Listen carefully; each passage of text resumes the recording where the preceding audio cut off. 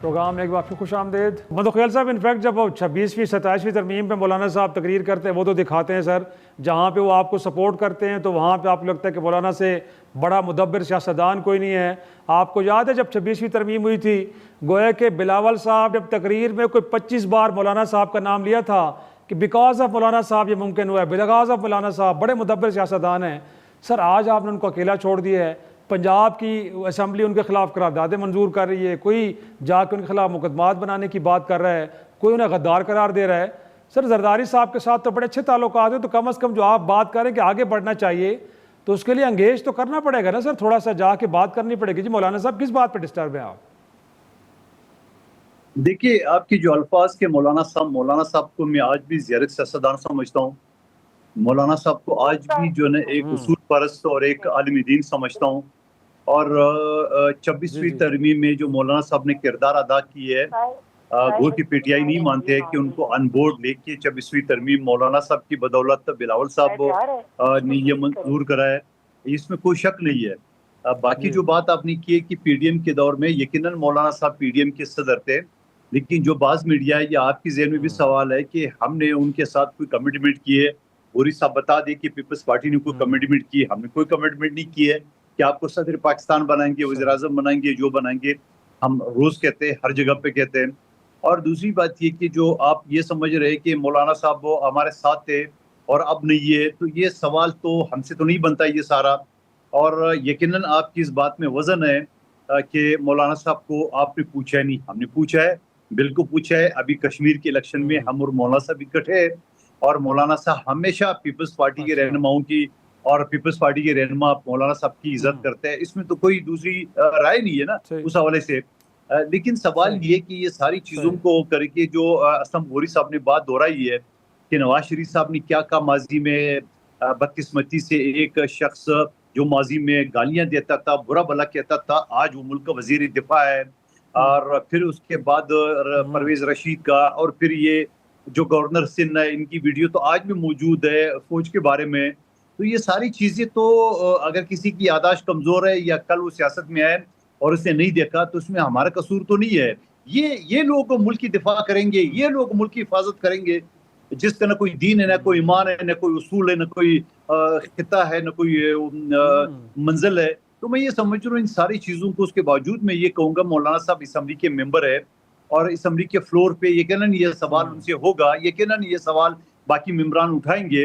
اور مجھے پورا یقین ہے کہ مولانا صاحب اس کو بہتر انداز میں اس کو جواب دیں گے. تو میں یہ کہنا چاہ رہا ہوں کہ اس چیز کو ختم کر کے آگے بڑھنا چاہیے.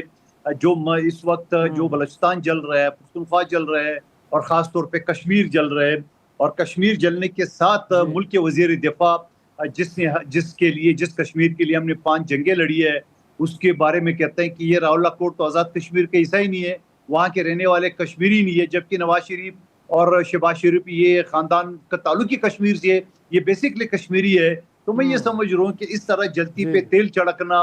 پھر رانا ثناءاللہ کی جو ویڈیو بھی آپ کی نظر سے گزری ہوگی کہ یہ پنجاب کی سیٹیں تو میری جیب میں, یہ 12 اور میں تو اپنی انتظامیہ کے ساتھ بٹھا کے امیدواروں کو یہ سیٹ جیت سکتا ہے. یقیناً اس نے سی سی ڈی کا نام نہیں لیا ہے کہ سی سی ڈی کے پریشر سے, ان کی دباؤ سے اور ان کی بدماشی سے ہم یہ 12 سیٹیں تو کہیں بھی نہیں جاتے, ہم حاصل کر لیں گے.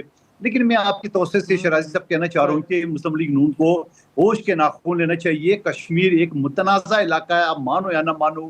اس کشمیر میں جہاں ہندوستان, جہاں ہمارے دشمن ملک کا نظر ہے, وہاں بھی اگر آپ نے لاہور کی طرح, پنجاب کی طرح 2 نمبری اور فارم 47 کا سوچا, آپ یقین کریں گے کہ پیپلز پارٹی کے تمام پاکستان بھر کے جالے جو نا وہ کشمیری عوام کے ساتھ سراپا احتجاج ہوگا. ہم نے جی بی کے الیکشن برداشت کیے, آپ نے وہاں بھی ڈرامہ کیے, آپ نے وہاں بھی بدماشی دکھائی, آپ نے وہاں بھی 2 نمبری دکھائی. ایک بغل وہ کہتا ہے نا منہ میں رام رام بغل میں چوری, ایک طرف وزیر اعظم دے رہے مبارکباد اور دوسری طرف 2 نمبری چل رہی ہے ہمارے خلاف. اور ان کا جو حفیظ الرحمان ہے میرے ساتھ ایک شو میں, تو انہوں نے کہا شہباز شریف تو ہمارا صدر ہی نہیں ہے, ہمارا تو نواز شریف ہے. یعنی وہ غلط کہہ رہے, سیٹیں ہماری ہے. 2 گھنٹے کے اندر جب رزلٹ پولنگ بند ہو گیا 7 تاریخ کو, ہماری 9 سیٹیں تھی اور نون لیگ کے 2 سیٹیں, اور 8 دن ان کو رزلٹ کو جو نا گھما پھرا کے ڈیلے کیے. ہم اسی 9 پہ کھڑے اور نون لیگ 6 پہ چلی گئی. پھر جو 4 آزاد امیدواروں کے ساتھ ہماری بات ہو چکی تھی، اور یقیناً پاکستان کا تاریخ یہ بتا رہا ہے کہ ہر وقت آزاد امیدواران چلتی گاڑی میں سفر کرتے ہیں، اس گاڑی میں سفر نہیں کرتے جس کا نہ کوئی ٹائر نہ کوئی انجن۔ آئی پی پی کی بات کروں، ایک سیٹ سے نہیں جیتا ہو اس میں شمولیت، یہ بھی ایک مشکوک، اور ان پہ پتہ چل رہا ہے کہ وہ کہاں سے پریشر کر کے، اور یقیناً وہ جو ایم پی ہے وہ کل کا اپنے آواز اٹھائیں گے کہ مجھے فلانے نے بولا، مجبوری میں ہم نے آئی پی پی شمولیت کر لیے۔ تو میں یہ سمجھ رہا ہوں ان چیزوں کو سارے چھوڑ کے، ان 2 نمبریوں کو، ان فارم 47 کا چھوڑ کے، کشمیر کا الیکشن میں کہتا ہوں کہ اگر ایکشن کمیٹی جی جائے تو کیا فرق پڑے گا، آئی پی پی جی جائے تو کیا پڑے گا، پی ٹی آئی جی جائے تو کیا پڑے گا، مولانا صاحب کی پارٹی نون کوئی بھی جیتے سر، ساری ملک کی جماعتیں پڑے گا، ساری کیا فرق پڑے گا کہ اگر کشمیر کا الیکشن کوئی بھی پارٹی جیتے؟ آپ نے یہ سوچ کے رکھا ہے کہ جی میں وفاقی حکومت میں، لہٰذا میری بدماشی چلے گی جی پی اور کشمیر میں، ہم یہ اپنی حکومت لگے، یہ خیال آپ دل سے نکال دے اور یہ آپ کو بڑا مہنگا پڑے گا۔ ناظرین، پروگرام ایک چھوٹا سا بریک، واپس آتے ہیں، گفتگو کے سلسلے کو آگے بڑھائیں گے۔